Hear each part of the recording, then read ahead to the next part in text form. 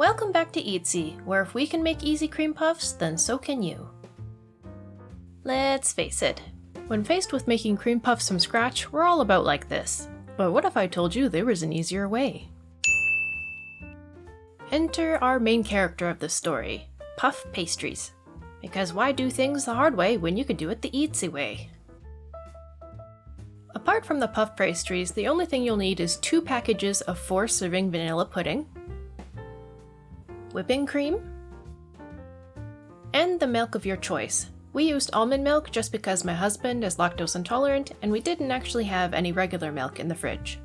We're going to start by pouring 2 cups of the whipping cream into a bowl. Next, pour in 1 cup of almond milk or the milk of your choice.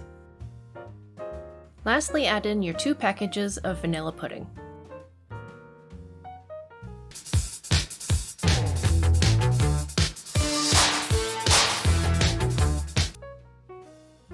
When you're done stirring it up, it should have this kind of a consistency. Pop the bowl in the fridge to let it set for a while you prepare your puff pastries.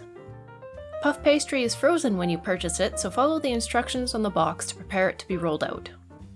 It is a little bit sticky, so don't be shy about having flour nearby to keep it from sticking to your work surface and your rolling pin.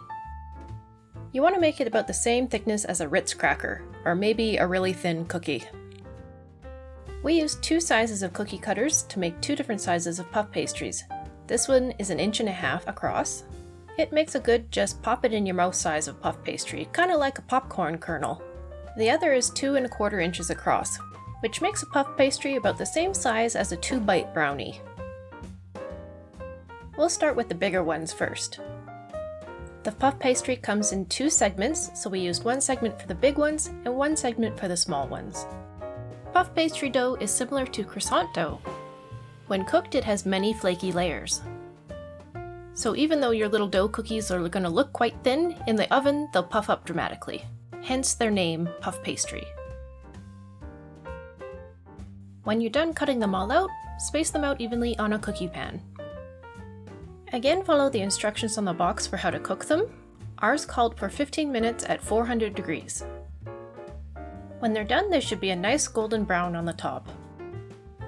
Don't pay any attention to this monstrosity. It's just the leftover puff pastry that I cooked because I didn't want to throw it out. If you're using 2 different sizes of cookie cutters like we did, then repeat the process again with your little cookie cutter. Roll out the dough, cut them out, put them on the pan, cook them for 15 minutes, and they're ready to rock as well. We should have a nice golden pile of pastries just like this. Because puff pastries are made up of layers just like croissants, you can stick a butter knife in them and just pry the 2 halves apart. It's kind of like having the 2 halves of an Oreo, and you're going to add the icing for the cookies. The easiest way to go about filling your cream puffs is to put the pudding cream mixture into a piping bag and pipe out the pudding just like you would icing on a cake. Be generous with the amount of pudding that you add so that when you put their lids back on, you could still see the beautiful texture of the cream. The cream filling is pretty soft at room temperature, so I encourage you to get them into the freezer as soon as possible. When they're served frozen, you'll ensure that your guests won't get pudding all over their fingers. And there you have it, easy cream puffs. If you found this little trick useful, consider giving us a like or giving that subscription button a click. You can also decorate your puff pastries, either by sprinkling icing sugar on them, or like we did here and drizzle a little bit of chocolate over them. Please let us know if you tried this recipe and how you decorated them down in the comments. And as always, thank you so much for watching.